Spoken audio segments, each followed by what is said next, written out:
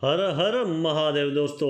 आज हम आपको हरियाणा के छोटे से गांव में हुए महादेव के चमत्कार की सच्ची घटना के बारे में बताने वाले हैं, जिन्हें देखकर आपकी आंखें फटी रह जाएगी। हरियाणा के छोटे से गांव में नारायण जी अपनी पत्नी और 2 बच्चों के साथ रहते थे। नारायण जी खेती करते थे और खेत पे ही घर बनवाया था। नारायण जी के 2 जुड़वा बच्चे थे जो अभी 1 साल के थे, और नारायण जी और उनकी पत्नी दोनों महादेव के बड़े भक्त थे। गांव में महादेव का मंदिर आया हुआ था और वहां हर दिन सुबह शाम नारायण जी और उनकी पत्नी दर्शन करने और दूध चढ़ाने अक्सर जाते थे। नारायण जी के जीवन में बहुत ही खुशियां थी और वो मानते थे कि महादेव की कृपा हमेशा उनके ऊपर बनी रहती है। नारायण जी की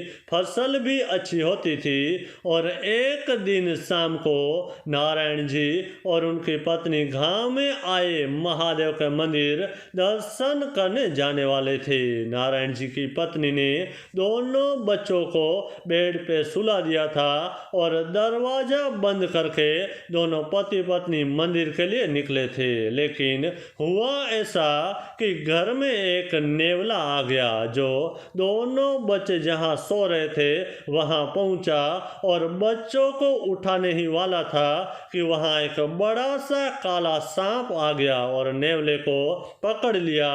और नेवले और सांप में लड़ाई शुरू हो गई और सांप ने नेवले के पूरे शरीर में काट दिया था, जिसकी वजह से घर में चारों तरफ खून ही खून पड़ा था। और जब नारायण जी और उनकी पत्नी मंदिर से घर लौटे और जब घर में घुसे और देखा तो चारों तरफ ही खून पड़ा था, और बच्चों की तरफ देखते ही वो दोनों की मुंह में से जोरों से चिल्लाने की चीख निकल गई। वो बहुत ही डर गए।